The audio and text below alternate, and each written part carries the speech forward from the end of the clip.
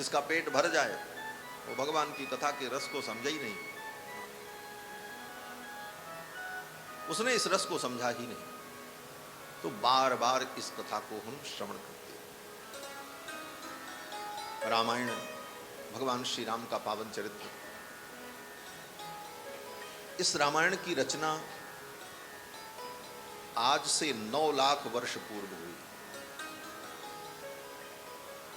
बहुत से लोग कहते हैं वाल्मीकि जी ने राम जी के अवतार के पहले ही कई लाख वर्ष पहले रामायण लिख दिया। ऐसा नहीं। जिस समय भगवान श्री राम अयोध्या के सिंहासन पर आरूढ़ होकर प्रजा का पालन कर रहे थे, उस समय महर्षि वाल्मीकि ने रामायण की रचना की। उस समय भगवान का राज्य काल चल रहा था, राम जी प्रजा का पालन कर रहे थे। उस समय महर्षि वाल्मीकि ने 24,000 श्लोकों में रामायण की रचना की। और इस रामायण काव्य की एक विशेषता है कि इस काव्य में कहीं पर महर्षि वाल्मीकि ने मंगलाचरण नहीं किया। श्री रामचरितमानस आप लोग पढ़ते हो, रामचरितमानस में पहले गोस्वामी तुलसीदास जी ने मंगलाचरण किया। वर्णानामर्थ संघानाम रसानाम छंदसामपि मंगलानां च कर्तारौ वंदे वाणी विनायको। वाणी विनायक को प्रणाम करके, अनेक देवताओं को प्रणाम करके तब रामायण लिखना शुरू किया। श्रीमद्भागवत महापुराण में भी वेदव्यास जी ने पहले सत्य स्वरूप परमात्मा को प्रणाम किया। जन्माद्यस्य यतोऽन्वयादितरतश्चार्थेष्वभिज्ञस्वराट् तेने ब्रह्म हृदय आदि कवये मुह्यन्ति यत्सूरयः तेजो वारिमृदां यथा विनिमयो यत्र त्रिसर्गो मृषा दाम्ना स्वेन सदा निरस्तकुहकं सत्यं परम धीमहि। परम सत्य परमात्मा को प्रणाम करके श्री वेदव्यास जी महाराज ने भागवत की रचना की। हर ग्रंथ में पहले मंगलाचरण होता है, लेकिन वाल्मीकि रामायण की विशेषता है कि इस रामायण में महर्षि वाल्मीकि ने कहीं किसी कांड में, किसी अध्याय के प्रारंभ में कहीं मंगलाचरण नहीं किया। कहीं किसी कांड में, 7 कांड में और 7 कांड के एक एक सर्ग, अलग अलग सर्गों में, कहीं पर भी किसी सर्ग में उन्होंने मंगलाचरण नहीं। 7 कांड हैं और 500 सर्ग हैं। सर्ग माने अध्याय समझो। और 24,000 श्लोकों में रामायण।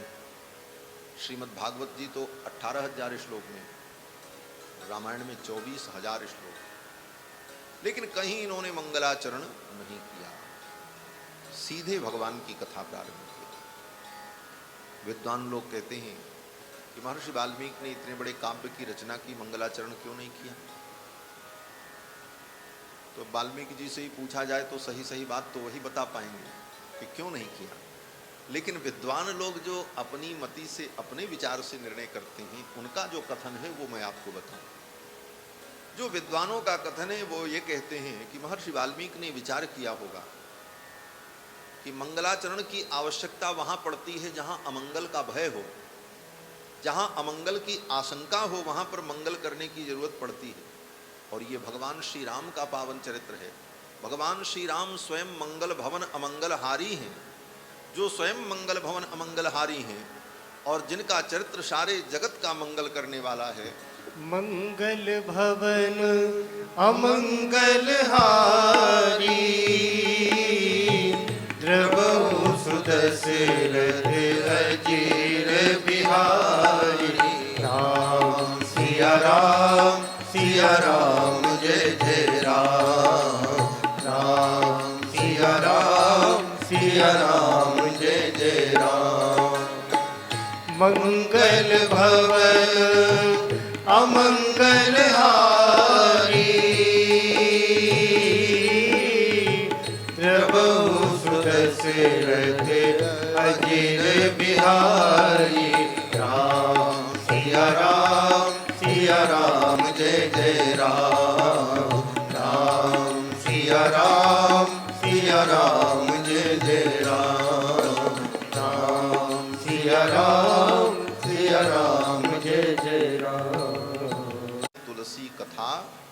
रघुनाथ। ये रघुनाथ जी की कथा ही मंगल करने वाली और कली के मल का, कलयुग के दोष का हरण करने। आप कहोगे वाल्मीकि जी तो कह नहीं रही है, तो तुलसीदास जी कह रहे हैं। तो ये भी जान लो कि तुलसीदास जी कौन हैं। बोले वाल्मीकि महर्षि ही इस कलयुग में तुलसीदास जी के रूप में प्रकट हुए। श्री नाभादास जी महाराज भक्तमाल में कहते हैं कि कलि कुटिल जीव निस्तार हित वाल्मीकि तुलसी भयो। श्री गोस्वामी नाभादास जी महाराज ने भक्तों का चरित्र लिखा है। श्री भक्तमाल ग्रंथ आपने श्रवण किया होगा कथाओं के माध्यम से। तो श्री भक्तमाल ग्रंथ में भक्तों के चरित्र का वर्णन श्री नाभादास जी करते हैं। भक्तों की बड़ी सुंदर माला बनाई उन्होंने भगवान को पहनाने की। फूल की माला तो सब पहनाते, सोने चांदी की माला सब पहनाते, लेकिन श्री गोस्वामी नाभादास जी ने विचार किया कि ये भगवान के जो भक्त हैं यही तो फूल हैं। फूल क्यों है? बोले इनका मन भगवान में लग गया, इसलिए ये सुमन है। सुमन का मतलब सु माने सुंदर, मन माने मन। जिसका मन सुंदर बन गया वही सुमन। और मन सुंदर किसका है? बोले जिसका मन भगवान में लगे। तो संतों का मन भगवान में लग गया, इसलिए संत ही सुमन। और ऐसे सुमन की माला में भगवान को पहनाऊं। तो नाभादास जी ने भक्तों का चरित्र लिखा और सब भक्तों के चरित्र को जोड़ करके एक माला बनाई। जब माला बन गई तो माला में एक विशेषता होती है। क्या? बोले माला जहाँ जाके पूरी होती है वहाँ थोड़ा और बढ़ा करके बनाया जाता है। उसको सुमेरु कहते हैं, उदना कहते हैं, जो भी कहो, लटकन कहते हैं, आज की भाषा में लाकेट कह लो, कुछ भी कह लो। तो माला जब बनती है तो उसमें आगे का एक हिस्सा बढ़ा हुआ होता है जो विशेष होता है। तो श्री नाभादास जी महाराज ने जब भक्तों के चरित्र को मिला करके माला बनाई, तो माला तो बन गई। तो गोस्वामी जी ने सोचा, नाभादास जी ने, कि इस माला में सुमेरु किसको मैं बनाऊं, सुमेरु के जगह पर किस भक्त के चरित्र को लिखूं, किस भक्त का वर्णन करूं। तो अंत में श्री गोस्वामी नाभादास जी को ये समझ में आया कि गोस्वामी श्री तुलसीदास जी महाराज ही ऐसे महापुरुष हैं जिनको इस माला में सबसे आगे लगा दिया जाए। कलि कुटिल जीव निस्तार हित वाल्मीकि तुलसी भयो। कलि कुटिल जीव निस्तार हित वाल्मीकि तुलसी भयो। संसार अपार के पार को सुगम रूप नवकाल हो। संसार अपार के पार को सुगम रूप नवकाल। हाँ सुगम रूप नवकाल, हाँ सुगम रूप नवकाल। कलि कुटिल जीव निस्तार हित वाल्मीकि तुलसी भयो। कलयुग के कुटिल प्राणियों का कल्याण करने के लिए ही महर्षि वाल्मीकि गोस्वामी तुलसीदास जी के रूप में हुए और पुनः राम कथा को उन्होंने अपने शब्दों में, भाषा में गायन किया। इसीलिए वाल्मीकि रामायण की कथा हो तो प्रसंग में बहुत से सारे ऐसे प्रसंग आते हैं जिन प्रसंगों में गोस्वामी जी महाराज के ग्रंथ के द्वारा ही समाधान प्राप्त हुए, क्योंकि दोनों एक ही हैं। और गोस्वामी जी के ग्रंथ श्री रामचरितमानस को पढ़ो तो बहुत जगह पर मन में संदेह हो तो उसका समाधान महर्षि वाल्मीकि के रामायण से हो, क्योंकि दोनों के पूरक हैं, एक दूसरे के पूरक।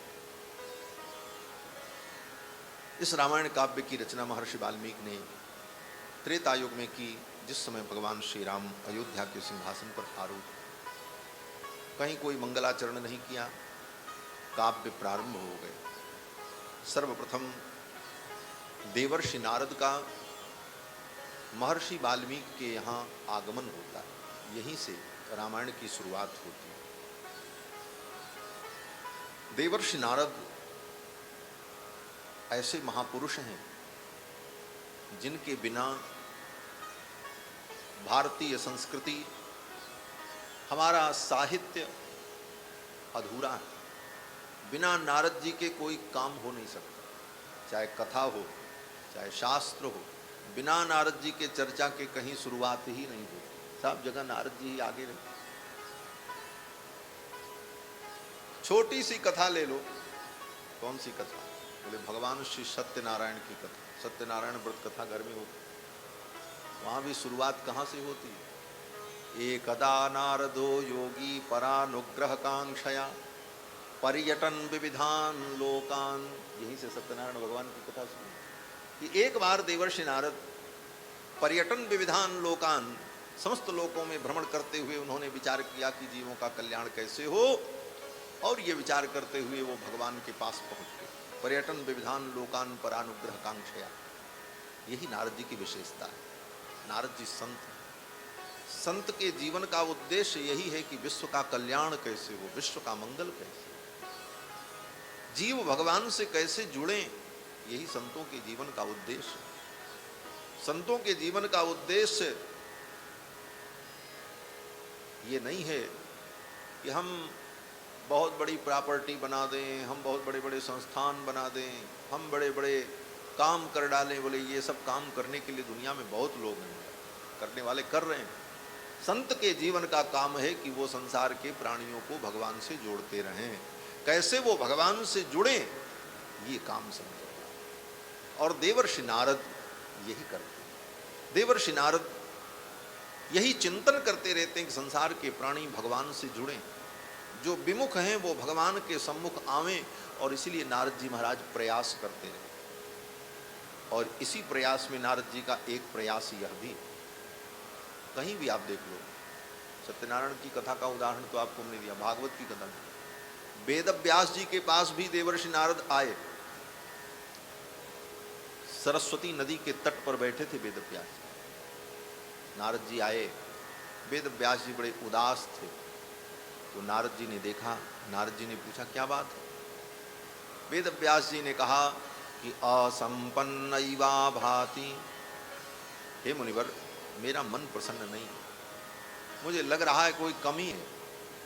क्या कमी है, मुझे क्या करना चाहिए, ये समझ में भी नहीं आ रहा।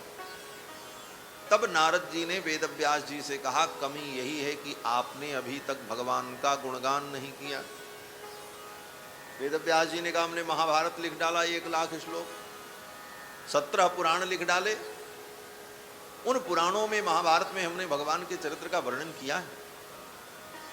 नारद जी ने कहा उन पुराणों में आपने भगवान का चरित्र वर्णन किया है, लेकिन शुद्ध रूप से भगवान का चरित्र वर्णन नहीं किया।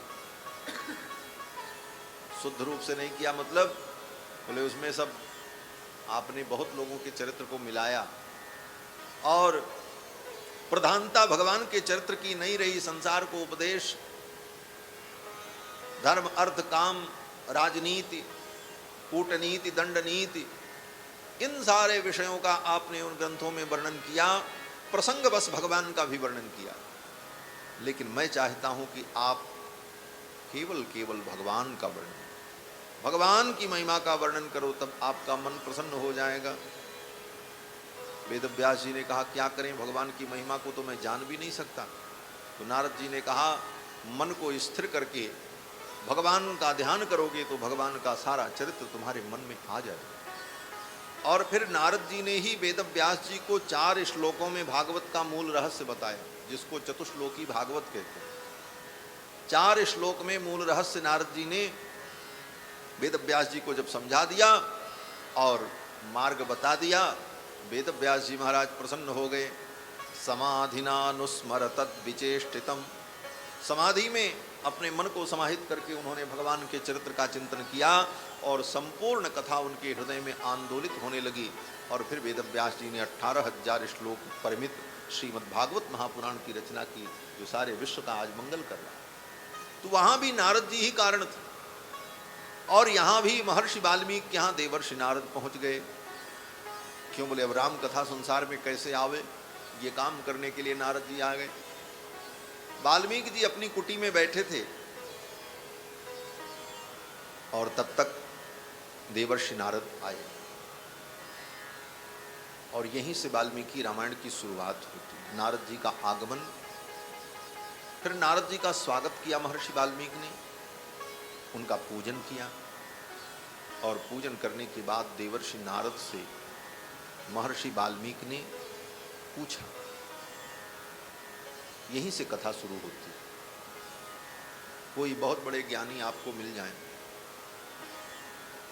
बड़े संत आपको जीवन में मिलें, पहले तो श्रेष्ठ संत महापुरुष जीवन में मिलें, यही बड़ा कठिन है। गोस्वामी तुलसीदास जी कहते हैं, संत विशुद्ध मिलहि पर तेहि, राम कृपा कर चितवहि जेहि।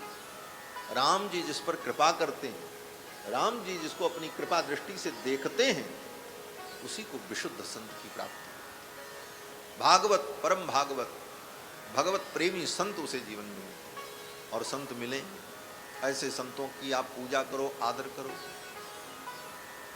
लेकिन तब तक मजा नहीं आएगा। असली आनंद तो तब आएगा जब पूजा करने के बाद, उनकी आरती उतारने के बाद, उनके चरणों में बैठ करके उनसे कुछ पूछो, महाराज बताओ मुझे भगवान कैसे मिलेंगे, ठाकुर जी के चरणों का प्रेम कैसे मिलेगा, ठाकुर जी का दर्शन कैसे होगा, ये मनुष्य जीवन हमारा सफल कैसे होगा, मनुष्य बनने का फल क्या है। इन सारे प्रश्नों को संतों के चरण में बैठ करके पूछना चाहिए। लेकिन विडंबना तो यह है कि लोग पूछते क्या है, बोले महाराज हमारी तबीयत बहुत खराब रहती है, क्या करें। अरे तबीयत किसकी नहीं खराब रहती, सब बीमार होते हैं संसार। शरीर है तो बीमारी भी रहेगी, कहाँ जाएगी बीमारी। बीमारी दीवाल को थोड़ी होती, पत्थर को थोड़ी होती, बीमारी तो शरीर में ही रहती है। और हमारे यहाँ तो आयुर्वेद शास्त्र में कहा गया, डॉक्टर साहब बैठे ही हैं बीमारी ठीक करने के लिए। हमारे जो जजमान थे इस कथा के, देखो बीमारी रहेगी कहाँ, शरीर में ही तो रहेगी। और बीमारियों का राजा कौन है, रोगों का राजा। आयुर्वेद के अनुसार रोगों का जो राजा है उसको कहते हैं फीवर, बुखार, ज्वर। ज्वर को जो है समस्त रोगों का राजा कहा गया। वो राजा, जैसे सब जगह राजा होते हैं उसी तरह रोगों का भी राजा कोई होगा। तो वो कौन है, बोले ज्वर है। ज्वर को जो है रोगों का राजा कहा गया। और राजा अपनी सीमा में शासन करता है। इस शरीर में हमेशा ज्वर रहता है। ज्वर की सीमा है, उससे ज़्यादा टेम्परेचर हो जाए तो, उससे ज़्यादा हो जाए, 100 से ऊपर हो जाए तो परेशानी, घट जाए तो परेशानी। वो हमेशा शरीर में रहता, वो जब तक रहेगा तब तक शरीर रहेगा। वो ज्वर खत्म हो जाए तो शरीर खत्म हो जाए। तो बीमारियों का जो राजा है वो तो इसमें बैठा ही बैठा है, उसको तो तुम कभी निकाल ही नहीं सकते। ये आयुर्वेद का सिद्धांत है। तो रोगों का राजा ज्वर सदा हमारे शरीर में बैठा है।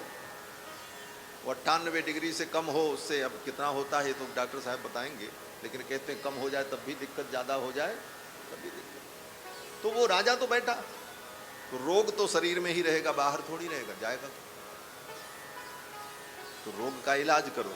रोग का इलाज होता है, दवा होती है। उसके लिए साधु महात्मा से पूछने की जरूरत नहीं, महाराज रोग कैसे ठीक है। कोर्ट कचहरी मुकदमा लोग पूछते हैं, बोले महाराज हम बड़े परेशान हैं, फैक्ट्री का मुकदमा चल रहा है, कैसे निपटेगा। बोले इसके लिए कोर्ट में जाओ, कोर्ट बनी है, साधु महात्मा नहीं। सच्ची बात मैं कह रहा हूँ। इन सब चीज़ों के लिए संसार की जो व्यवस्था है, उस व्यवस्था में, उसी सर्किल में चलकर, उसका जो प्रोसीजर है उसी में चलते हुए आप उसमें सफलता प्राप्त करो। संत महात्माओं के पास जाओ तो भगवान की चर्चा, जीवन का सार क्या है ये ढूंढो। ये संसार तो चलता रहेगा और संसार की व्यवस्था संसार के अनुकूल चलती है। विद्या और अविद्या दो तत्व हैं। अविद्या से संसार चलता है और विद्या से परमात्मा की प्राप्ति होती है। तो संसार को तो अविद्या से ही चलाना पड़ेगा। अविद्यया मृत्युम तीर्त्वा, वेद कह रहा, ईशावास्य उपनिषद, कि अविद्यया मृत्युम तीर्त्वा विद्ययामृतमश्नुते। संसार को तो अविद्या से पार करो। संसार की जो समस्या है वो अविद्या से दूर होगी। अविद्या माने अज्ञान, अज्ञान ही है। संसार अज्ञान से चलता है। केवल ज्ञान हो जाए तो संसार नहीं चलेगा। संसार अज्ञान से चलता है। विशुद्ध ज्ञान हो जाए, संसार मिथ्या है, सब बेकार है, ब्रह्म सत्यम जगत मिथ्या, कौन संसार में प्रवृत्त होगा। संसार का कोई काम ही नहीं होगा, सब ठप, जो जहाँ बैठा वही बैठा रहेगा। संसार तो अज्ञान से चलता है। तो अज्ञान से चलने वाले संसार में ज्ञान के द्वारा तुम कुछ ढूंढना चाहोगे तो गड़बड़ है। अज्ञान के संसार में अज्ञान से ही सब कुछ मिलेगा। उस अज्ञान के तरीके में आपको भी चलना पड़ेगा। और ज्ञान, विद्या, बोले विद्या तुम्हें परमात्मा से जोड़े। तो संसार के लिए संतों से मत पूछो। संसार तो तुम्हारे अज्ञान से चल रहा है और चलता रहेगा। संत महात्माओं के चरणों में बैठकर ये पूछना चाहिए, भगवान कैसे मिले, ठाकुर जी कहाँ मिले, मुझे प्रभु का दर्शन कैसे होगा, मेरा मानव जीवन सफल कैसे होगा। ये अनंत अनंत जन्मों की जो यात्रा चल रही है, ये यात्रा कब विश्राम लेगी, हम अपनी मंजिल पर कब पहुंचेंगे, ये सारे प्रश्न संत महात्माओं के चरणों में जाकर के पूछना चाहिए। और यही महर्षि वाल्मीकि ने किया। देवर्षि नारद आए तो महर्षि वाल्मीकि ने कोई ऐरे गहरे प्रश्न नहीं किए, प्रश्न ऐसा अद्भुत किया कि सारे विश्व का कल्याण हो गया। महर्षि वाल्मीकि ने कहा कि हे प्रभु, मैं आपसे ये पूछना चाहता हूं, जानना चाहता हूं कि वो परम पुरुष परमात्मा कौन है, उस परम पुरुष को मैं जानना चाहता हूं। यही प्रश्न किया। कोन्वस्मिन् साम्प्रतं लोके गुणवान् कश्च वीर्यवान् धर्मज्ञश्च कृतज्ञश्च सत्यवाक्यो दृढ़व्रतः चारित्रेण च को युक्तः सर्वभूतेषु को हितः। यही प्रश्न किया महर्षि वाल्मीकि। नारद जी का पूजन किया और पूजन करने के बाद कहते हैं, हे मुनिवर, मैं ऐसे पुरुष को जानना चाहता हूं जो पुरुष समस्त लोकों में सर्वश्रेष्ठ हो और गुणवान हो। नारद जी से ही क्यों पूछा? महर्षि वाल्मीकि जानते हैं कि ये सब लोकों में भ्रमण करते रहते हैं, इन्हीं को मालूम है। एक देश में रहने वाले से आप क्या पूछ पाओगे? जो व्यक्ति सारे विश्व में भ्रमण करता हो, ऐसा व्यक्ति मिले तो आप उससे पूछ सकते, भाई आप अमेरिका गए थे, अमेरिका का भूगोल कैसा, वहाँ का वातावरण कैसा, तो वो सही बताएगा। उसी प्रकार देवर्षि नारद से महर्षि वाल्मीकि ने इसलिए पूछा कि देवर्षि नारद समस्त लोकों में भ्रमण करते रहते हैं, उनका ज्ञान अद्भुत, इसलिए महर्षि वाल्मीकि ने नारद जी से पूछा कि सर्वश्रेष्ठ पुरुष कौन है, उसे मैं जानना चाहिए, और उस पुरुष की विशेषताएं क्या क्या होनी चाहिए। महर्षि वाल्मीकि कहते हैं, गुणवान, वो गुणवान। कोन्वस्मिन् साम्प्रतं लोके गुणवान, मैं उस पुरुष को जानना चाहता हूं जो गुणवान, सर्वगुण संपन्न हो। यही पहला प्रश्न है महर्षि वाल्मीकि का। और इसी प्रश्न के उत्तर में राम कथा नारद जी ने वाल्मीकि जी को सुनाई। अब यहीं पर आप समझ लेना कि लोग कहते हैं परमात्मा निर्गुण है, उसमें कोई गुण ही नहीं। परमात्मा निर्गुण है, उसमें कोई गुण नहीं है। लेकिन परमात्मा के विषय में महर्षि वाल्मीकि ने पूछा तो सबसे पहले यही पूछा, कोन्वस्मिन् साम्प्रतं लोके गुणवान, क्योंकि भगवान सदा सगुण हैं, वो कभी निर्गुण होते ही नहीं। आप कहोगे महाराज इतने दिनों से निर्गुण निर्गुण की चर्चा हम सुनते चले आए, आप आज कुछ नया कह रहे हो। मैं नया नहीं कह रहा हूं। निर्गुण का मतलब क्या है? निर्गुण का मतलब जिसके अंदर निंदित गुण नहीं है उसको कहते हैं निर्गुण। जिन गुणों की निंदा है, जो गुण निंदनीय है, ऐसे गुण जिसके अंदर न हो वो निर्गुण। निर्गुण का मतलब सर्वथा उसमें कोई गुण ही नहीं है, ऐसा नहीं। और भगवान तो सदा सगुण है। और आपको ये भी बता दें कि भारत के जितने दर्शन हैं, भारतीय दर्शन, फिलॉसफी, उन समस्त दर्शनों में एक दर्शन को, वो भी एक दर्शन की एक शाखा को छोड़कर बाकी जितने दार्शनिक सिद्धांत हैं सब परमात्मा को सगुण साकार ही मानते हैं। एक दर्शन केवल, बस, वो भी वेदांत दर्शन की एक शाखा, अद्वैत वेदांत। अद्वैत वेदांत में ब्रह्म को निर्गुण माना है। लेकिन बाकी जितने दर्शन हैं, चाहे नैयायिक हों, वैशेषिक हों, उन सभी दार्शनिकों ने परमात्मा को सगुण माना है। क्यों? बोले परमात्मा द्रव्य है और द्रव्य कभी गुण रहित नहीं होता, गुण का आश्रय होता है। जितने द्रव्य होते हैं वो गुण के आश्रय होते हैं, गुण सदा अपने गुणी में रहता है। इस दृष्टि से विचार करने पर भगवान सदा सगुण साकार ही हैं। इसीलिए सगुण साकार परमात्मा की लीला का वर्णन करने के लिए रामायण की प्रवृत्ति हो रही है, रामायण प्रारंभ हो रहा है। महर्षि वाल्मीकि ने पूछा, कोन्वस्मिन् साम्प्रतं लोके गुणवान कश्च वीर्यवान।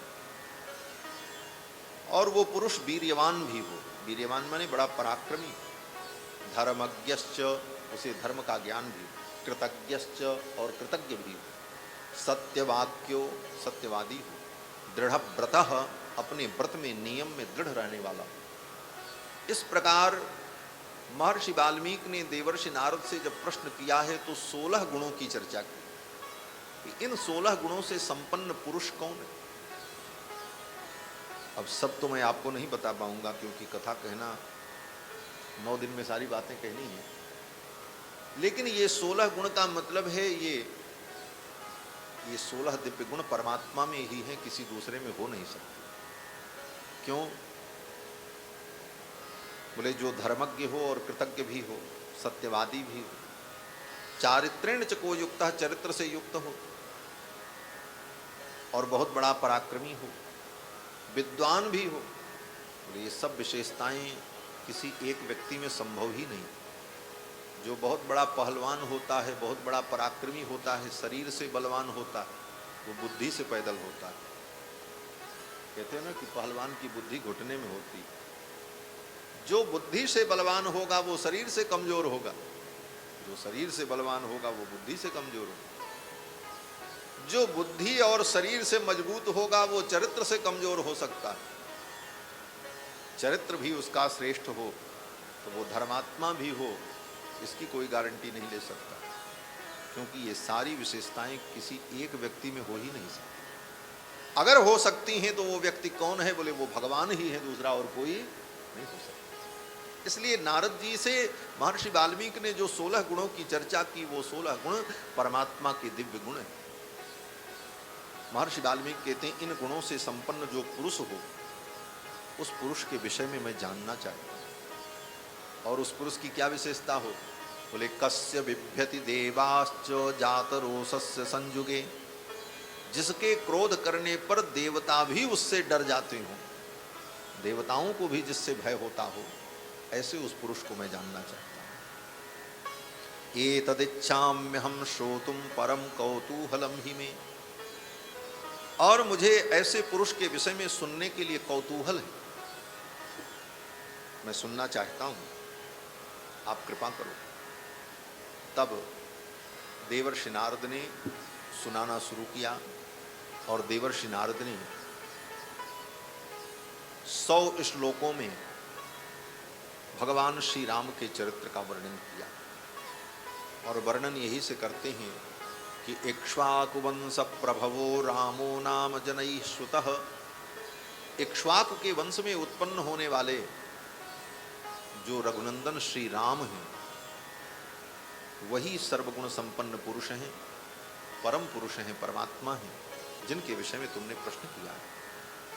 और उन राम का चरित्र ये है कि वो नियतात्मा हैं, बुद्धिमान हैं, वाग्मी हैं, सत्यवक्ता हैं, कम्बुग्रीव हैं, महाहनु हैं, इन सारी विशेषताओं का वर्णन। और फिर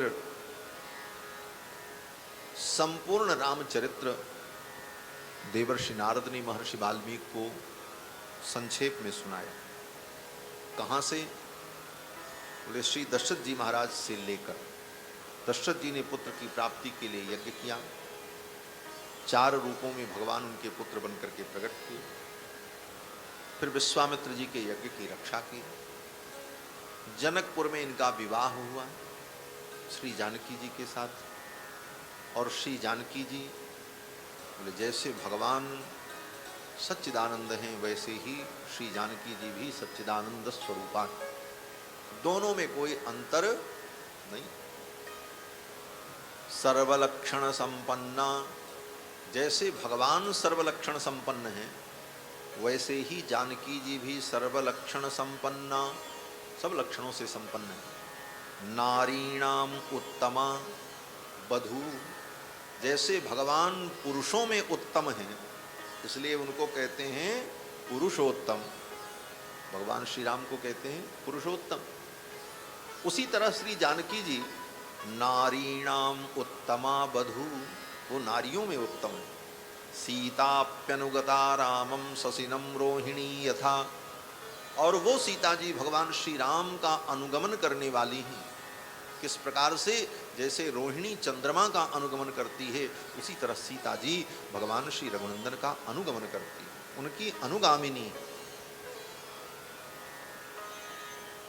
श्री सीता जी और भगवान श्री रघुनंदन में रंच मात्र भी अंतर नहीं। गोस्वामी तुलसीदास जी ने तो एक ही दोहे में कह दिया कि गिरा अरथ जल बीच सम कहियत भिन्न न भिन्न बंदों सीताराम पद जिनहि परम प्रिय खिन्न। श्री सीतारामचंद्र जी का स्वरूप क्या है? कहते हैं गिरा अरथ जल बीच सम। गिरा माने वाणी और अर्थ माने उसका अर्थ। शब्द और अर्थ कहने के लिए दो हैं, एक शब्द है एक अर्थ। लेकिन विचार करो तो वो अर्थ कहाँ है? बोले उसी शब्द में ही है। शब्द बिना अर्थ के नहीं होता और अर्थ बिना शब्द के नहीं होता।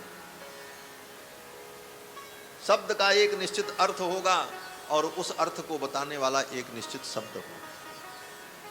दोनों अलग अलग हैं, शब्द और अर्थ, लेकिन अलग होते हुए भी अलग नहीं हैं। गिरा अर्थ, गिरा अर्थ का मतलब ये जल बीच सम। जल और तरंग, समुद्र में तरंग उठ रही है, बड़ी बड़ी तरंगे। तो लोग कहते हैं महाराज समुद्र में तरंग उठ रही है, पानी में तरंग उठ रही है। पानी की तरंग है तो पानी की तरंग है, समुद्र की तरंग है, लेकिन वो तरंग क्या है? वो भी तो पानी ही है, अलग कुछ थोड़ी। पानी ही तरंग है, तरंग ही पानी है, उसमें कोई अंतर नहीं है। पानी ही जब थोड़ा ऊपर उठ जाए तो तरंग जैसा दिखता है, कुछ अलग थोड़ी। लेकिन कहते हैं कि ये तरंग है, तो नाम अलग अलग लेकिन वस्तु एक। उसी प्रकार श्री सीतारामचंद्र जी कहने के लिए राम जी और सीता जी, लेकिन दोनों एक ही हैं। गिरा अर्थ जल बीच सम कहियत भिन्न न भिन्न बंदों सीताराम पद जिनहि परम प्रिय खिन्न। और ऐसे प्रभु श्री सीतारामचंद्र जी जुगल सरकार, जिनको प्रिय कौन है? गोस्वामी तुलसीदास जी कहते हैं भगवान को खिन्न व्यक्ति प्रिय होता है। जिनहि परम प्रिय खिन्न। खिन्न का मतलब दीन, जिसके जीवन में दीनता हो, जो अपने को दीन माने, अपने को छोटा माने, अपने को लघु माने, वो ठाकुर जी को प्रिय होता है। भगवान के प्रिय बनना चाहते हो तो बहुत बड़े बनने की जरूरत नहीं है, छोटा बनने की जरूरत। लघुता ते प्रभुता मिले, प्रभुता से प्रभु दूर। लघुता जीवन में आएगी तो प्रभु मिलेंगे। भगवान को प्रिय कौन है? बोले खिन्न व्यक्ति प्रिय। जिन्हीं परम प्रिय खिन्न, जिसके जीवन में खिन्नता, खिन्नता माने दीनता, दीनता का भाव हो, वो ठाकुर जी को प्रिय लगता है, वो भगवान को प्रिय लगता है। भगवान दीन पियारे हैं। चौपाई में कहते हैं ना कि जे दीन पियारे वेद पुकारे द्रवहु सुश्री भगवान।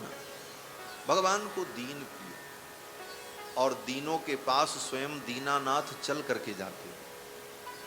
और जिसके जीवन में दीनता न हो, वो कितना भी बड़ा क्यों न हो, ठाकुर जी उसकी तरफ देखते ही नहीं। वो चाहे कितना बड़ा धनवान हो, विद्वान हो, ज्ञानवान हो, बुद्धिमान हो, भगवान कहते तुम अपनी बुद्धि अपना धन अपने पास रखो, मुझे जरूरत नहीं।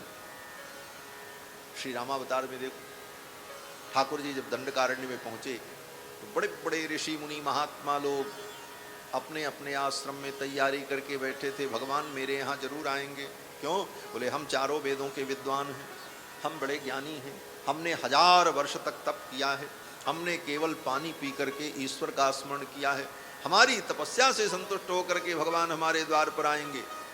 उनके जीवन में तपस्या थी, ज्ञान था, विज्ञान था, बुद्धि थी, बल था, विवेक था, लेकिन दीनता नहीं थी। और दीनता न होने के कारण ठाकुर जी उनके यहाँ नहीं गए। कहाँ? बोले सबरी के यहाँ पहुंच गए।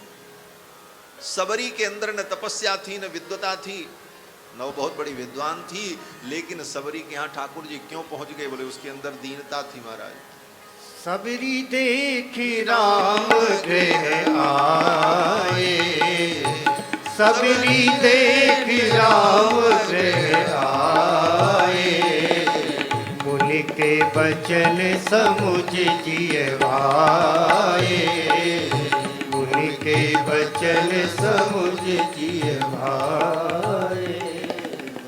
सबरी देख राम गृह आए। सबरी भगवान के पास नहीं गई, भगवान स्वयं चल करके सबरी के पास गए। श्री भक्तमाल ग्रंथ के टीकाकार श्री प्रियादास जी महाराज अपनी टीका में सबरी के चरित्र का जब वर्णन करते हैं तो यही कहते हैं कि पूछी पूछी आए तहां सबरी को स्थान जहां। भगवान पूछ पूछ करके आए सबरी का स्थान। रास्ते में पूछते थे कोई मिल जाए, बोले सबरी कहाँ रहती। लोग भगवान को पूछ रहे थे भगवान कहाँ मिलेंगे, और भगवान पूछ रहे थे सबरी कहाँ मिलेगी। क्यों? क्योंकि सबरी के अंदर दीनता थी, इतनी दीनता थी कि आज तक कोई उसका नाम नहीं जान पाया कि उसका नाम क्या था। लोग नाम के लिए मरते हैं, लोग हमारा नाम जाने, जगह जगह अपना नाम लिखते फिरते। ब्रज की परिक्रमा में गए तो वहां भी पत्थर पे नाम लिख के चले आए।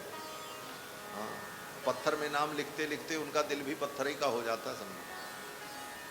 सबरी का नाम भी किसी को नहीं पता। 18 पुराण उठा करके पढ़ लो, रामायण पढ़ लो, सबरी का नाम क्या था। आप कहोगे सबरी ये तो उसका नाम ही है, बोले ये उसका नाम नहीं। सबरी तो उसकी जाति है। जैसे कोई ब्राह्मण की पत्नी ब्राह्मणी, क्षत्रिय की पत्नी क्षत्रिया,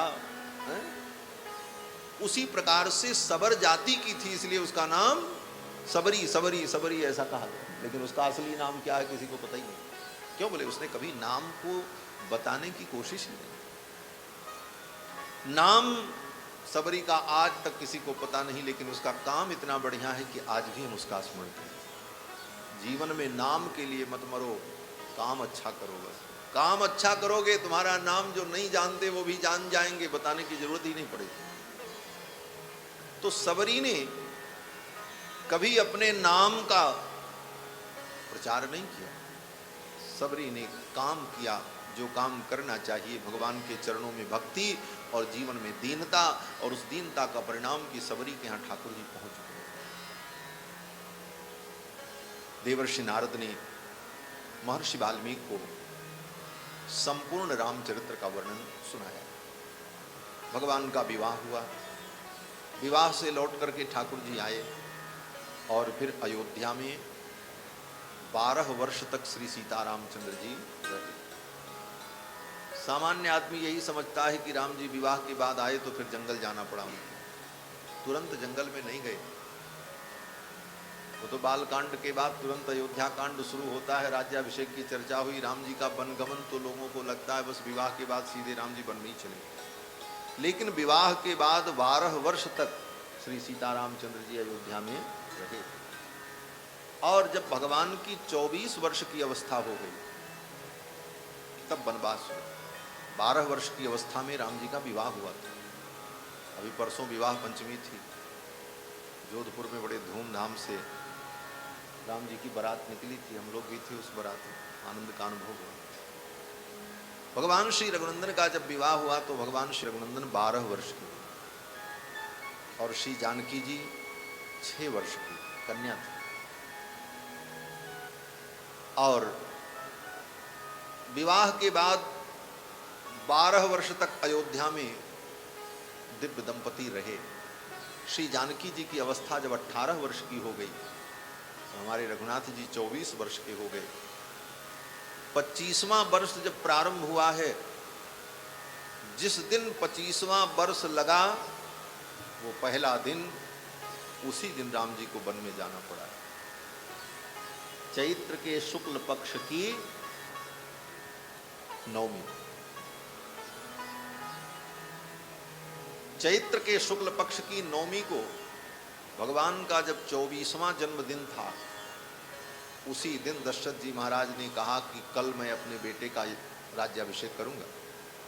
25वें वर्ष के पहले दिन, जिस दिन पहला दिन रहेगा, शुरुआत हो, और आज घोषणा की कि कल मैं अपने पुत्र का राज्याभिषेक करूंगा।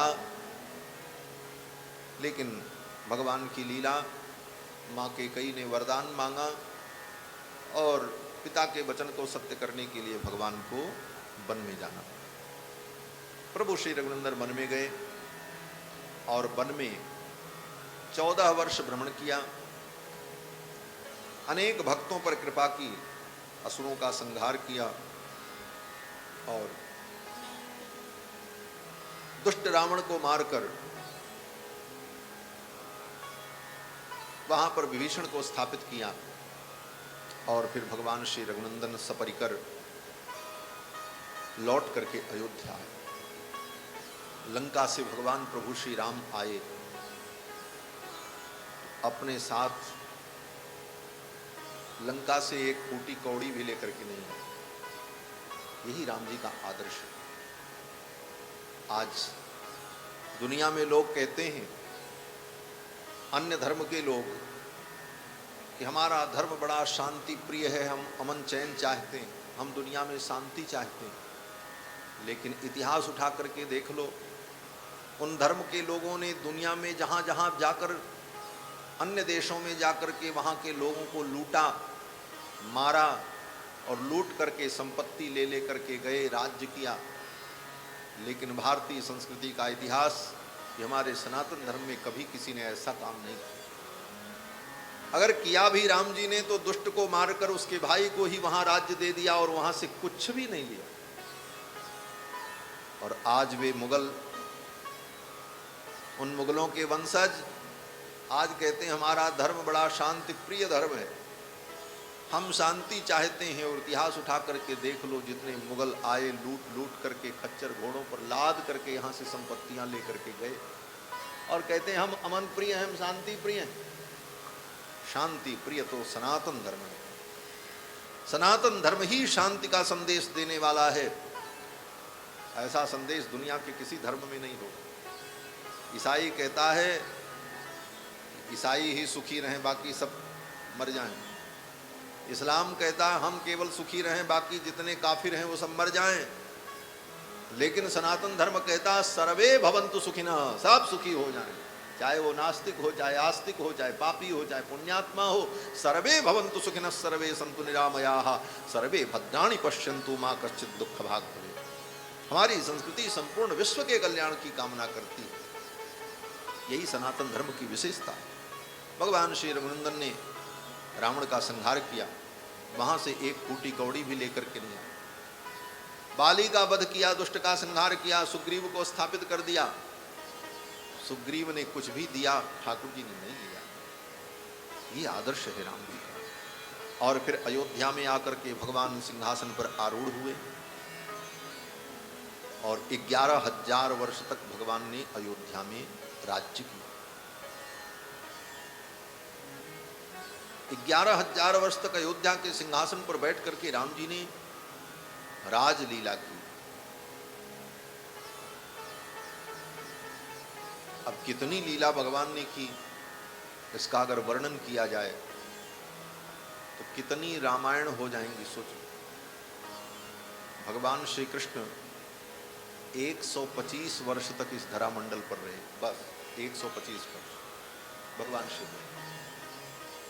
और 125 वर्ष में भगवान श्री कृष्ण ने गोकुल में, वृंदावन में, मथुरा में, द्वारिका में इतनी लीला की कि उस लीला का वर्णन करो तो 18,000 श्लोक में इतनी बड़ी भागवत हो गई 125 वर्ष की लीला में।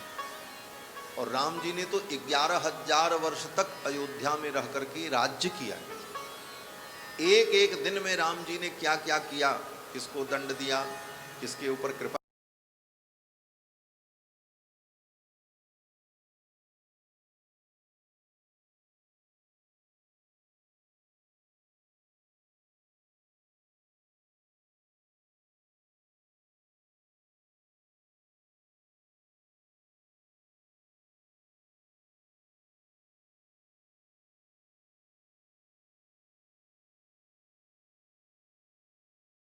कहा रघुनाथ जी का चरित्र अनंत है।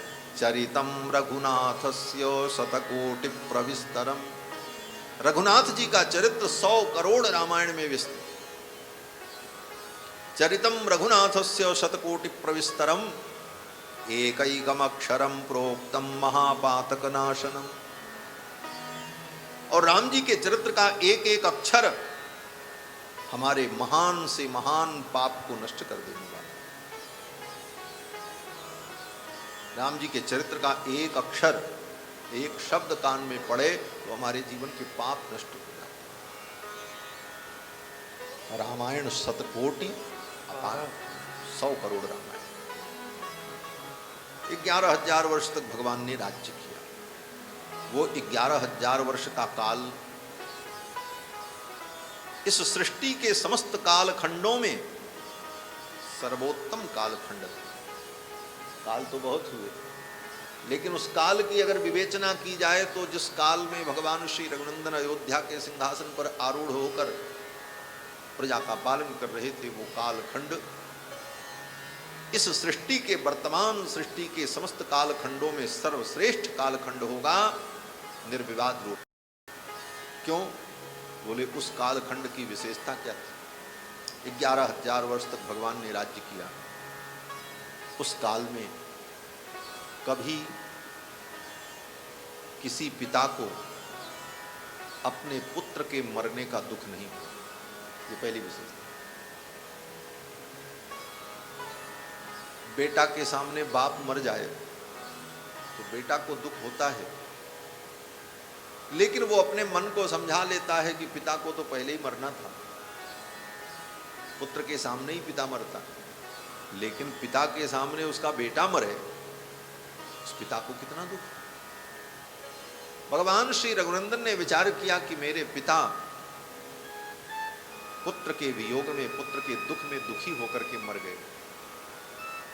दशरथ जी की मृत्यु क्यों हुई? अपने पुत्र के वियोग में, जबकि राम जी कहीं गए नहीं थे, इसी पृथ्वी पर थे।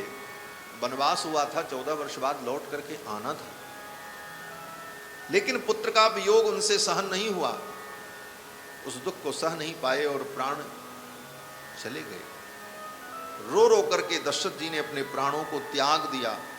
हा रघुनंदन प्राण पीरीते, और तुम बिन जियत बहुत दिन बीते। ऐसा कहकर रो करके दशरथ जी ने अपने प्राणों को त्याग दिया।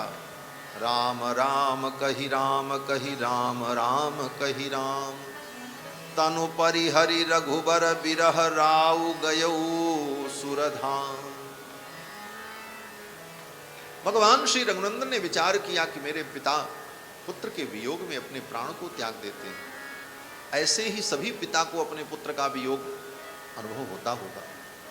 तो 11,000 वर्ष मेरा राज्य हो तो इस राज्य काल में किसी पिता को अपने पुत्र के वियोग का दुख न हो, ये भगवान ने किया।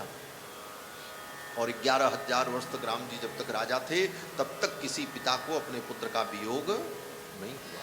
न पुत्र मरणम केचित रक्षन्ति पुरुषा क्वचित।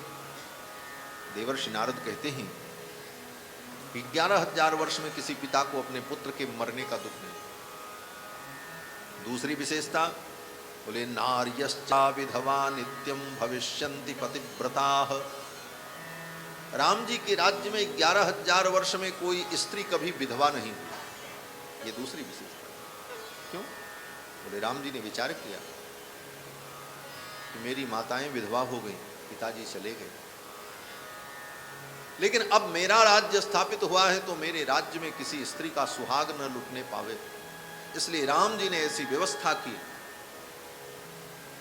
कि 11,000 वर्ष के अंतराल में किसी स्त्री को वैधव्य नहीं हुआ, कोई स्त्री विधवा नहीं हुई। नार्यश्चा विधवा नित्यम भविष्यन्ति पतिव्रताः। और सभी पातिव्रत परायणा थी। और तीसरी विशेषता न चाग्निजम भयम किंचन। राम जी के राज्य में 11,000 वर्ष तक किसी के घर में कभी आग नहीं लगी। ये तीसरी विशेषता। न चाग्निजम भयम किंचन। दमकल की जरूरत नहीं है, फायर ब्रिगेड की जरूरत नहीं है। क्यों? बोले किसी के घर में आग लगेगी, अग्नि भी नियंत्रित। न चाग्निजम भयम किंचन नाप सुमच्चन्ति जंतवः। राम जी के राज्य में 11,000 वर्ष तक कोई व्यक्ति पानी में डूब करके नहीं मरा। छोटे छोटे बच्चे सरजू जी में चले जाएं और आर पार खेल करके तैर करके चले आवें, कोई डूबता ही नहीं। पानी में फेंक देने पर भी कोई डूब करके नहीं मरता था। ये राम जी के राज्य का प्रताप था। और इतना ही नहीं, न बातजम भयम किंचन, राम जी के राज्य में 11,000 वर्ष में बातजम भयम, बातजम भयम का मतलब आंधी तूफान कभी नहीं आया। राम जी के राज्य में 11,000 वर्ष तक कभी कोई तूफान नहीं आया। सुनामी और हुदहुद जैसे तूफान जो तबाह कर देते हैं लोगों को, ऐसे तूफान कभी राम जी के राज्य में नहीं आए। न बातजम भयम किंचन, और कहते हैं न बातजम भयम किंचन नापि ज्वर कृतम तथा। ज्वर की बात हो रही थी, रोग की बात हो रही थी, भाई रोगों का राजा ज्वर है। राम जी के राज्य में 11,000 वर्ष तक किसी व्यक्ति को कोई बीमारी नहीं हुई। ज्वर भी कभी अपनी सीमा का अतिक्रमण नहीं करता था। हाँ, ज्वर भी अपनी सीमा का अतिक्रमण नहीं करता। थर्मामीटर लगा करके कोई देख ले, उतना ही रहेगा, न बढ़े न घटे। नापि ज्वर कृतम तथा, महर्षि वाल्मीकि कहते हैं ज्वर कृत भय किसी को नहीं, कभी किसी को बुखार नहीं आया, और बीमारी तो बहुत दूर की बात, 11,000 वर्ष तक। और फिर कहते हैं नापि क्षुध भयम तत्र, कभी किसी को भूख ने नहीं सताया। न तस्कर भयम तथा, राम जी के राज्य में 11,000 वर्ष तक न कहीं चोर थे न कहीं डाकू थे। सोना चांदी ऐसे सड़क के किनारे पड़ा रहे, कोई पूछता ही नहीं, किसी को जरूरत ही नहीं महसूस होती। ऐसा दिव्य राज्य आप कल्पना करो, जिस राज्य में कोई बीमारी नहीं होगी, तो न अस्पताल होगा, न डॉक्टर होंगे, न दवा की फैक्ट्री होगी, न दवा बनाने वाले कारीगर होंगे, न मजदूर होंगे, न मशीनें होंगी। कहते हैं जिनके राज्य में कभी कोई पानी में डूब करके नहीं मरा, बोले उनके यहाँ भी किसी प्रकार की कोई जल पुलिस की भी जरूरत नहीं, कहीं कोई चोरी नहीं करता, कोई पाप नहीं करता, इसलिए दंड व्यवस्था भी नहीं। इसीलिए गोस्वामी तुलसीदास जी कहते हैं दंड जतिन कर भेद जा। मानस में राम जी के राज्य में क्या था, बोले दंड जतिन। दंड शब्द का प्रयोग अगर होता था तो सन्यासी के हाथ में जो दंड होता है उसको दंड कहा जाता है। दंड किसी को देने का विधान ही नहीं होता था राम जी के राज्य। दंड शब्द भी लोगों को कब सुनाई पड़े, बोले जब कोई सन्यासी आते तो लोग कहते हो देखो दंडी सन्यासी आ रहे हैं, उनके हाथ में दंड है। कोई व्यक्ति अपराध किया और उसको दंड दिया गया, ऐसा दंड शब्द सुनने को नहीं मिलता था राम जी के राज्य।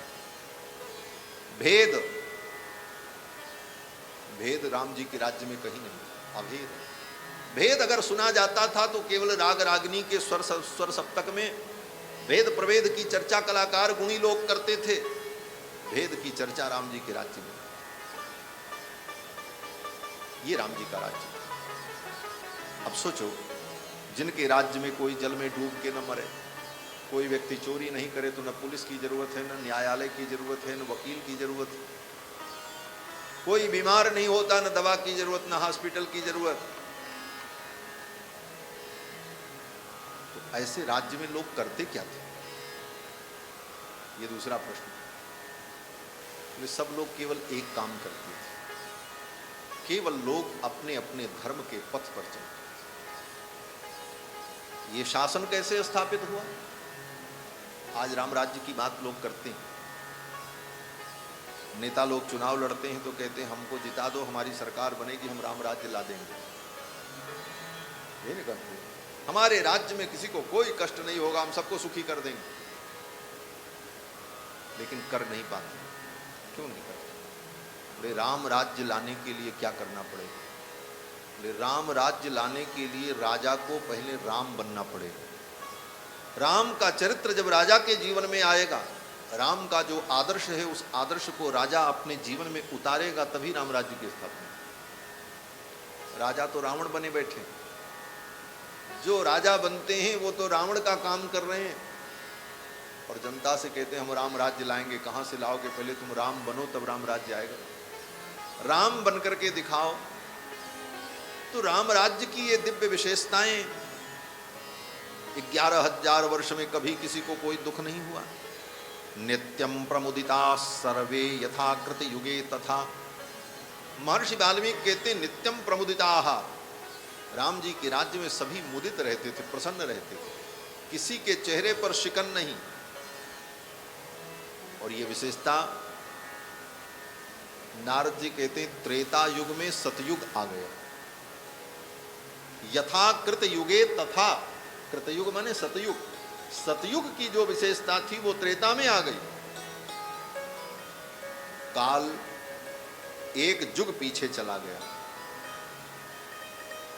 एक युग पीछे चला गया। त्रेता में वो व्यवस्था हो गई जो कलयुग सतयुग में थी। और आज हम सुखी होने के लिए आगे की ओर जा रहे हैं। लोग कह रहे हैं महाराज हम 21वीं शताब्दी में जाएंगे तो बहुत सुखी हो जाएंगे। अरे 22वीं शताब्दी आते आते तो और सुखी हो जाएंगे। बोले तुम और दुखी हो जाओ। अगर सुख चाहिए तो पीछे देखना पड़ेगा, उस इतिहास को देखना पड़ेगा। जितने पीछे जाओगे उतने ही सुख दिखाई पड़ेगा। 21वीं शताब्दी में और 22वीं शताब्दी में सुख नहीं मिलेगा। सुख और शांति तो उस कालखंड को हम जब स्मरण करेंगे तभी समझ पाएंगे सुख और शांति क्या है। तो राम जी ने 11,000 वर्ष राज्य किया। उनके राज्य में सब व्यवस्था, न पुलिस की जरूरत, न कोर्ट कचहरी की जरूरत, न दवा औषधि की जरूरत, न वैद्य की जरूरत। ऐसा सुंदर राज्य राम जी ने किया कैसे, ये दूसरा प्रश्न है। राम जी क्या करते थे कि उनके राज्य में ऐसी दिव्यता आ गई। तो आपको बताएं, राम जी केवल एक काम करते थे, अपनी संपूर्ण प्रजा को बुला करके भगवान श्री राम उन प्रजा को उपदेश देते थे। बस एक काम, और दूसरा कोई काम नहीं राम जी का। अपने नित्य कृत्य से निवृत्त होने के बाद राम जी का केवल एक काम था, दरबार लगता। वो भी दरबार इसलिए नहीं लगता था कि किसी का मुकदमा सुना जाए, किसी की कोई कार्यवाही सुनी जाए ना। दरबार लगने का केवल एक प्रयोजन होता था, प्रजा के लोग आकर के बैठ जाते थे, भगवान श्री रघुनंदन विराजते थे और भगवान श्री रघुनंदन धर्म का उपदेश करते। व्याख्यांतम भरतादिभिः परिवृतम रामं भजे श्यामलम। अपने दिव्य सिंहासन पर आरूढ़ होकर भगवान श्री राम अपनी प्रजा को उपदेश करते थे, धर्म का उपदेश करते थे, धर्म की शिक्षा देते थे। और धर्म के द्वारा नियंत्रित होने के कारण राम जी के राज्य में कहीं किसी प्रकार की कोई अशांति नहीं थी। इसका मतलब, बोले इसका मतलब यही है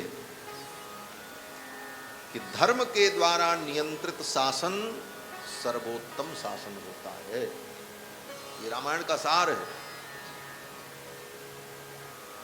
लोग कहते हैं धर्म और संप्रदायवाद से ऊपर उठो तब जनता का कल्याण होगा। लेकिन बंधुओं, धर्म नियंत्रित शासन ही सर्वोत्तम शासन है। और भगवान श्री राम ने धर्म के द्वारा, शास्त्र के द्वारा समाज को नियंत्रित किया, शस्त्र के द्वारा नहीं। आज का शासन तंत्र शस्त्र के द्वारा समाज को नियंत्रित करता है। पुलिस का डर है, चोर चोरी करेगा तो पकड़ा जाएगा, कोई व्यक्ति गलत काम करेगा तो उसे दंड मिलेगा, इसका डर है, इसलिए थोड़ी शांति। लेकिन शांति तब तक है जहां पुलिस नहीं है, जहां पर शासन के आदमी नहीं है, जहां अकेला है व्यक्ति, जहां पर उसे कोई देखने वाला नहीं, वहां व्यक्ति अपराध कर रहा है। क्यों? क्योंकि धर्म का नियंत्रण नहीं। धर्म का नियंत्रण होगा तो कोई व्यक्ति कहीं भी रहेगा वो नियंत्रित रहेगा। धर्मात्मा व्यक्ति कहीं भी रहेगा तो वो पाप नहीं करेगा, क्योंकि वो धर्म से डरता है, पाप से उसे भय है। तो भगवान श्री राम ने धर्मोपदेश के द्वारा समाज पर शासन किया और समाज को सत्पथ पर लगाया। इसलिए राम जी के राज्य में कहीं पुलिस कचहरी कोर्ट की जरूरत नहीं थी, जेल की जरूरत नहीं। अपने आप लोग नियंत्रित रहते थे और अपने अपने धर्म का पालन करते थे और प्रजा में सुख और शांति थी। यही राम राज्य का मूल मंत्र है। राम राज्य स्थापित करने का यही मूल मंत्र है कि राम जी ने केवल अपने समाज को सदा उपदेश दिया। वैदेही सहितम सुरद्रुमतले हैमे महामंडपे। अयोध्या के दिव्य राजप्रासाद में हईमे महामंडपे, स्वर्ण के उस दिव्य महामणि मंडप में विराजमान होकर सीता जी के सहित और संपूर्ण प्रजा को सामने बैठा करके राम जी उपदेश कर, व्याख्यांतम भरतादिभि परिवृतम रामम भजे श्यामलम। और भगवान उपदेश क्या करते? भगवान श्री राम लोगों को उनके धर्म की शिक्षा देते। नारद जी कहते हैं कि चातुर्वर्ण्यम च लोकेस्मिन् स्वे स्वे धर्मे नियोक्ष्यति। चारों वर्ण के लोगों को उनके वर्ण के अनुकूल धर्म का राम जी उपदेश करते। चार वर्ण, ब्राह्मण, क्षत्रिय, वैश्य, शूद्र, ये चार वर्ण और चार आश्रम, ब्रह्मचर्य, गृहस्थ, वानप्रस्थ, सन्यास, चार आश्रम और चार वर्ण, किस आश्रम के लिए क्या धर्म है, किस वर्ण के लिए क्या धर्म है, यही वर्णाश्रम धर्म है और यही सनातन धर्म है। सनातन धर्म क्या है? बोले वर्ण धर्म और आश्रम धर्म का नाम ही सनातन धर्म है। और हर व्यक्ति के धर्म अलग अलग है, सबका एक धर्म नहीं।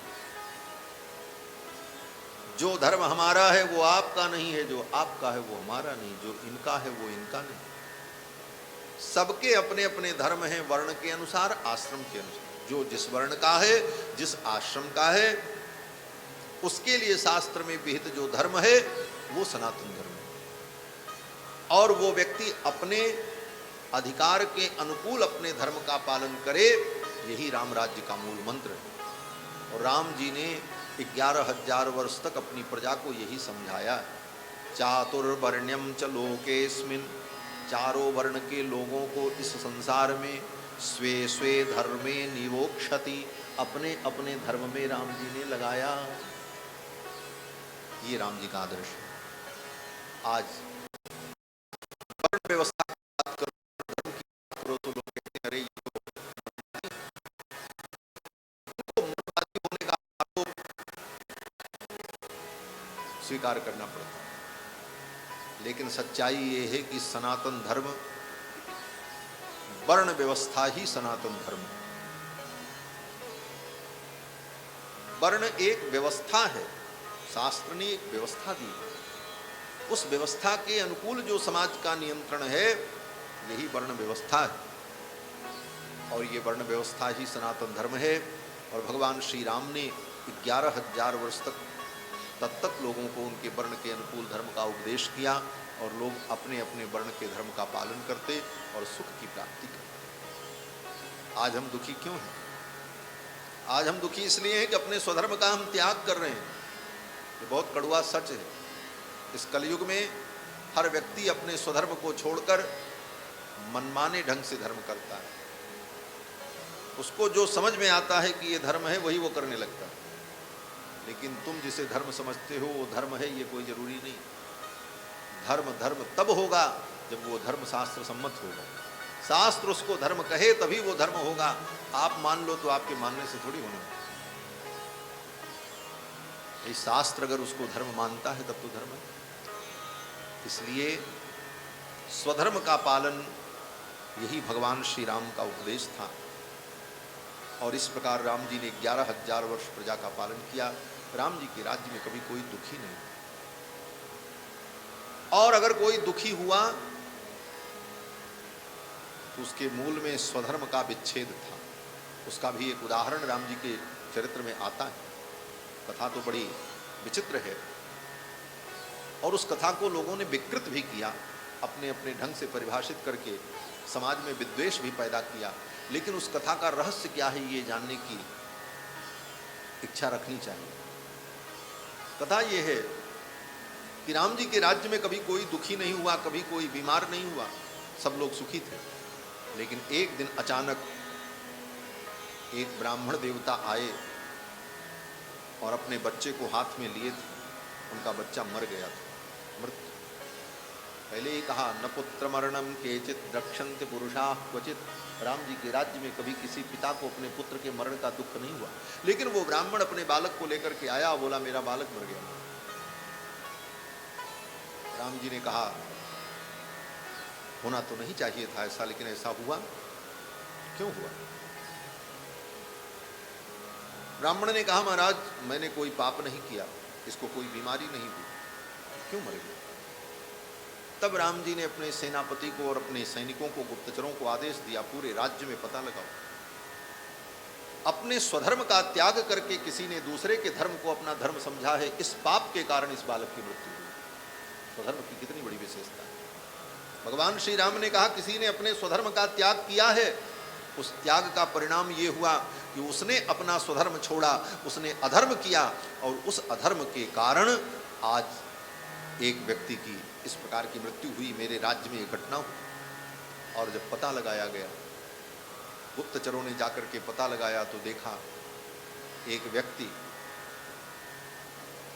उल्टा लटक करके तप कर रहा था।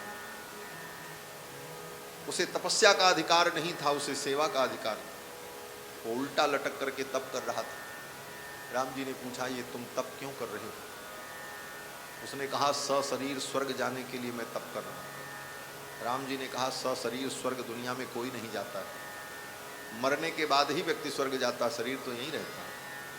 सशरीर स्वर्ग नहीं जा सकते, सशरीर आप भगवान को तो प्राप्त हो सकते हैं, लेकिन स्वर्ग के लिए तो सशरीर जाना संभव नहीं, वहां तो मरने के बाद दूसरा शरीर लेके जाना पड़ेगा।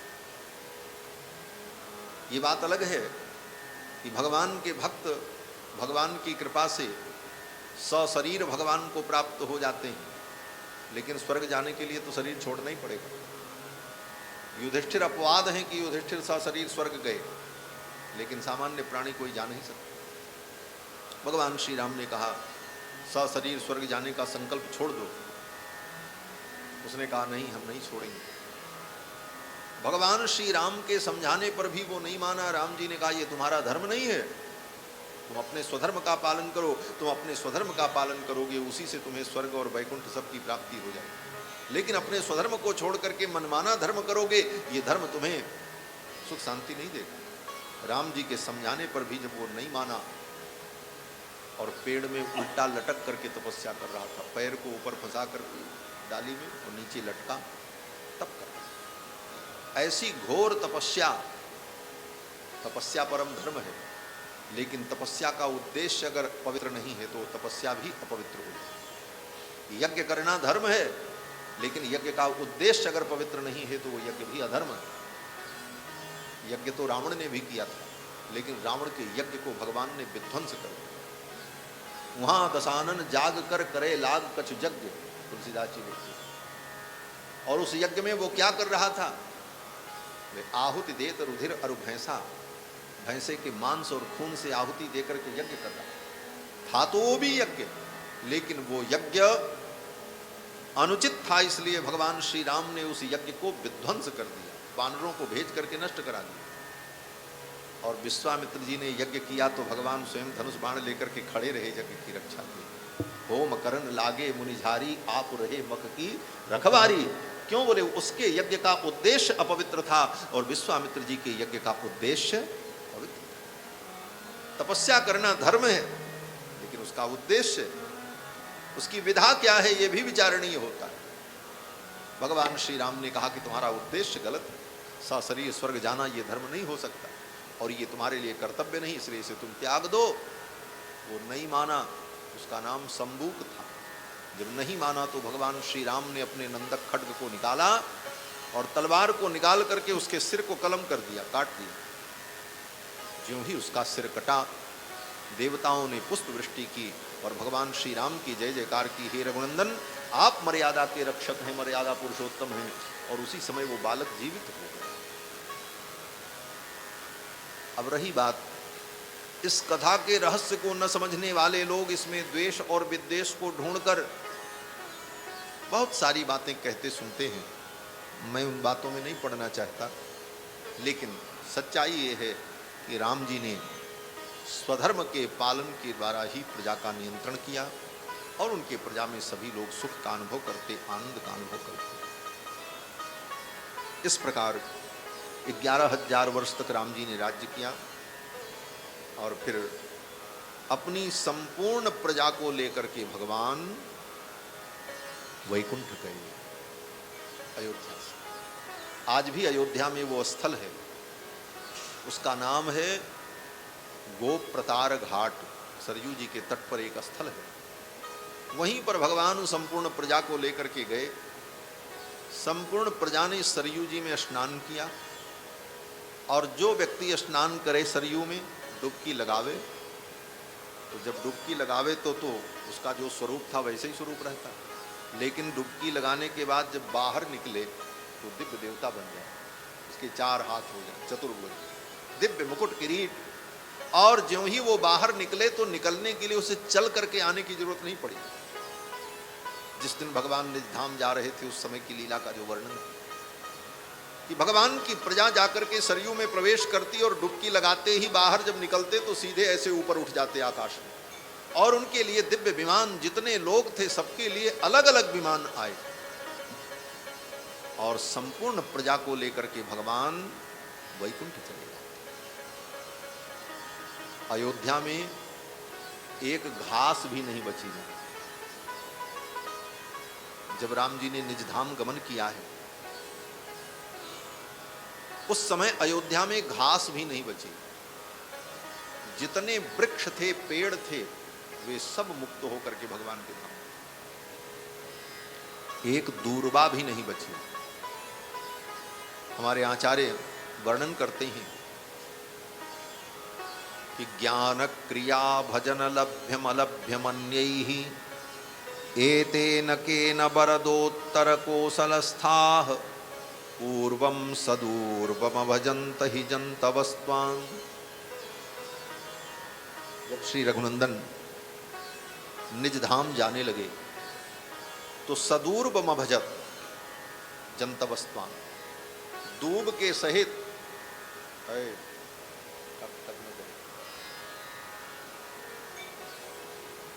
दूब के सहित दूर्वा भी अयोध्या में नहीं बची। जो दूर्वा गणेश जी को चढ़ाते हैं, एक दूब भी अयोध्या में नहीं। सदूर्वम भजन्त हि जन्तवस्त्वां, संपूर्ण दूर्वा के सहित हरी घास भी नहीं बची। पेड़ पालो तो दूर की बात, सबको लेकर के भगवान वैकुंठ निज धाम गमन किया भगवान ने। और फिर बहुत दिनों तक भगवान की अयोध्यापुरी उदास रही, क्योंकि राम जी चले गए, सबको ले गए, कोई बचा ही नहीं। वहां कोई राजा भी नहीं किसी को बनाया राम जी ने। हाँ, वो तो बाद में राम जी के पुत्र लव और कुश, इनको दूसरे देश का राजा बना दिया था, अयोध्या का राजा नहीं बनाया लव कुश, क्योंकि भगवान को सबको लेके जाना था, इसलिए पहले से योजना थी। उनको दूसरे देश का राजा बनाया, और वो अपने देश में जब राज्य करने चले गए तो यहाँ सबको लेकर के भगवान ने ध्यान। बाद में कुश और लव एक दिन जब आए अयोध्या तो देखते हैं पूरी अयोध्या खाली। सरजू जी का तट तो, सरजू जी तो वही थी, लेकिन कहीं कुछ नहीं। उनको समझ में नहीं आया कि यहां पर कहां महल था, कहां पर क्या था, कुछ नहीं, सब बराबर भूमि दिखाई पड़ी। तो उसी समय भगवान शंकर सरयू के तट पर प्रकट हुए, और भगवान शंकर ने कुश और लव को बताया कि ये भगवान श्री रघुनंदन की पावन नगरी है। तो बाद में कुश और लव ने फिर से अयोध्या को बसाया। तो ये भगवान श्री रघुनंदन की दिव्य लीला, 11,000 वर्ष लीला करके सबको लेकर के निज धाम चले गए। इस चरित्र को जो सुनता है, और इसकी महिमा बता रहे हैं नारद जी, कहते हैं इदम पवित्रम पापघ्नम, ये भगवान का जो पवित्र चरित्र है, पापघ्नम, सारे पापों का नाश कर देने वाला,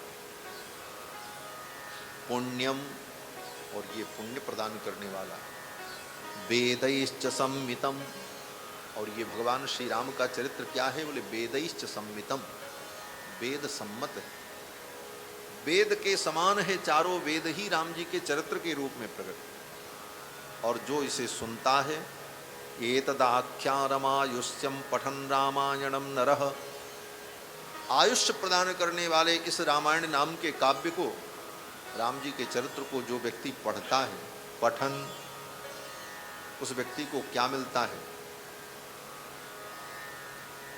तो नारद जी कहते हैं सपुत्र पौत्र सगण प्रेत्य स्वर्गे महीयते। जो राम जी के चरित्र को सुनता है, रामायण को नित्य पढ़ता है, वो अपने पुत्र पौत्र के सहित, नाती पोता पड़पोता के सहित इस संसार से जाने के बाद भगवान के धाम को प्राप्त करता है। उस काल में रहने वाले लोगों को भगवान ने अपना धाम दिया। बाद के लोगों ने कहा महाराज सबको आप ले गए, अब हमको कौन ले जाएगा? तो मानो भगवान कहते हैं चिंता मत करो, मैं तो सबको लेकर के निज धाम जा रहा हूं, लेकिन मेरा चरित्र इस संसार में रहेगा। इस चरित्र को जो सुनेगा, इसे पढ़ेगा, वो भी मेरे धाम का अधिकारी होगा, उनको भी मेरे धाम की प्राप्ति हो जाएगी। सपुत्र पौत्र सगण प्रेत्य स्वर्गे महीयते। ये तो पारलौकिक फल हुआ। और लौकिक फल क्या है? लौकिक फल ये है कि पठन द्विजो बाग वृषभत्वमीयात्। कोई ब्राह्मण अगर रामायण को नियमित पढ़े पाठ करे तो बाग वृषभत्वमीयात्, उसकी वाणी अद्भुत हो जाती है। सरस्वती की उसके ऊपर कृपा होती है, उसे ज्ञान की प्राप्ति होती है। स्यात् क्षत्रियो भूमिपतित्वमीयात्। भैया रख दो पानी में, सीताराम बोल रहे हैं हम पानी हमको पीना चाहिए, पीने वाले ये लोग पियो। क्या बात है? अरे थोड़ी देर कथा पियो, पानी बाद में पीना, पानी तो मिलेगी नहीं। कथा पीने की चीज़ है। पिबत भागवतम रसमालय, वेद व्यास जी ने यही तो कहा इसको पियो। जो इसको नहीं पी रहा उसी को पानी पीने की जरूरत भी पड़ेगी, इसीलिए हमने पहले ही पी लिया। पहले पी लो, बाद में फिर पियो। बोलो श्री सीता रामचंद्र भगवान की, श्री अयोध्यानाथ भगवान की जय। जय श्री राधे श्याम। कहते हैं पठन द्विजो बाग वृषभत्वमीयात्। अगर ब्राह्मण रामायण का पाठ करे तो उसकी वाणी पवित्र हो जाती है, उसकी वाणी में सरस्वती का निवास होता है। स्यात् क्षत्रियो भूमिपतित्वमीयात्। क्षत्रिय अगर पाठ करे, रामायण पढ़े, तो उसका राज्य, उसका वैभव सुव्यवस्थित हो जाता है। वणिक जनः पण्य फलत्वमीयात्। वणिक व्यापारी वर्ग, बनिया वर्ग अगर इसे पढ़े पाठ करे श्रवण करे तो उसका व्यापार कारोबार विस्तार को प्राप्त होता है। जनश्च शूद्रोपि महत्वमीयात्। चतुर्थ वर्ण के लोग इसका पाठ करें, इसे पढ़ें, इसका अनुष्ठान करें तो उनको भी धन संपत्ति वैभव यश कीर्ति की प्राप्ति होती है, उन्हें भी समस्त प्रकार के सुख की प्राप्ति होती है। चारों वर्ण के लोगों को रामायण पढ़ने और सुनने का अधिकार है। ये रामायण सबके लिए सुलभ है। देखो भगवान जब तक वैकुंठ में थे तब तक दुर्लभ थे, लेकिन वैकुंठ से उतरकर जब उन्होंने अवतार लिया तो सबके लिए सुलभ बन गए। अब उन राम जी को चाहे ब्राह्मण देखें, चाहे क्षत्रिय देखें, चाहे बंदर देखें, चाहे भालू देखें, कोई भी देखो, कोई भी मिलो। यहाँ तक कि केवल दीनहीन निषादराज सब ठाकुर जी से मिल सकते हैं, सब उनसे बातें कर सकते हैं, सब उनका दर्शन कर सकते हैं। राम जी सबके लिए सुलभ हो गए। तो वैकुंठ से नीचे आकर अवतार लेकर के भगवान सबको सुलभ हो गए। उसी प्रकार से चारों वेद जो दुर्लभ थे, वही चारों वेद रामायण के रूप में प्रकट होकर के सबको सुलभ हो गए। रामायण कोई भी पढ़ो, जिसको वेद पढ़ने की इच्छा है कि हम वेद पढ़ करके वेदों में क्या है ये जाने, बोले उसे वेद पढ़ने की जरूरत नहीं, रामायण पढ़ लो, ये रामायण ही वेद है, वेदावतार। वेद वेद्ये परे पुंसि जाते दशरथात्मजे। तो 100 श्लोकों में देवर्षि नारद ने वाल्मीकि जी को पूरी राम कथा सुनाई। ये रामायण के बालकांड का प्रथम सर्ग है और इस प्रथम सर्ग में 100 श्लोक हैं और इसका नाम मूल रामायण है। ये दुनिया की सभी रामायण का मूल है, 100 श्लोक। और इन 100 श्लोकों का व्यक्ति रोज अगर पाठ करे, बड़ी अद्भुत महिमा है। गीता प्रेस से अलग से छोटी सी पुस्तिका के रूप में इसको प्रकाशित किया है गीता प्रेस ने। वाल्मीकि रामायण के ये 100 श्लोक, ज़्यादा से ज़्यादा 12 मिनट 10 मिनट लगता है पाठ करने में, अभ्यास कर ले, रोज पढ़े, तो भगवान रघुनंदन की बड़ी कृपा होगी। उसके हृदय में भगवत भक्ति, ज्ञान, वैराग्य सुदृढ़ होगा। ये इसका फल। देवर्षि नारद महर्षि वाल्मीकि को राम कथा सुना करके चले गए। जब नारद जी चले गए तो महर्षि वाल्मीकि ने अपने शिष्य भरद्वाज जी से कहा, भरद्वाज चलो स्नान करने के लिए चलते हैं, संध्या वंदन करने। और अपने शिष्य भरद्वाज महर्षि को लेकर वाल्मीकि जी महाराज तमसा नदी के तट पर स्नान करने के लिए जाते। वही तमसा नदी जो अयोध्या से दक्षिण दिशा में प्रवाहित होती है। राम जी जब वन में जाने लगे तो पहली रात्रि तमसा के तट पर विश्राम किया। प्रथम वास,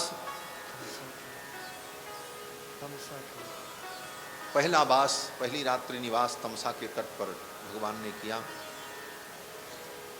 तो तमसा नदी के तट पर ही महर्षि वाल्मीकि का आश्रम था, वहीं महर्षि वाल्मीकि रहते थे। भरद्वाज जी को लेकर के स्नान करने के लिए तमसा के तट पर आते हैं और स्नान करने जा रहे थे, तब तक एक घटना घटित हो गई।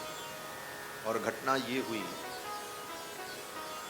कि एक क्रौंच पक्षी का जोड़ा वहां पर विचरण कर रहा था। नर और मादा दोनों वो पक्षी बड़ी बड़ी चोंच वाले नदी के तट पर विचरण कर रहे थे। तब तक एक शिकारी आया और शिकारी ने उस क्रौंच पक्षी में जो नर था उसको मार दिया। बाण लगते ही वो खून से लथपथ होकर के गिरा और तड़प तड़प करके मर गया। महर्षि वाल्मीकि की आंखों के सामने ये घटना घटित हुई। अभी स्नान करने जा ही रहे, मन खिन्न हो गया, मन दुखी हो गया। और जिस बधिक ने, शिकारी ने उसे मारा, वो शिकारी हंस रहा था, प्रसन्न हो रहा था। मेरा बाण लग गया, सही निशाना लगा, आज के भोजन की व्यवस्था हो गई। वो तो अपने उद्देश्य से, उसकी हंसी को देखकर, उसकी प्रसन्नता को देखकर और उस पक्षी की मादा के करुण क्रंदन को देखकर, उसकी मादा जो थी क्रौंची, वो रो रही थी, चीत्कार कर रही थी। उसके करुण क्रंदन को देखकर महर्षि के हृदय में क्रोध की ज्वाला भड़क गई।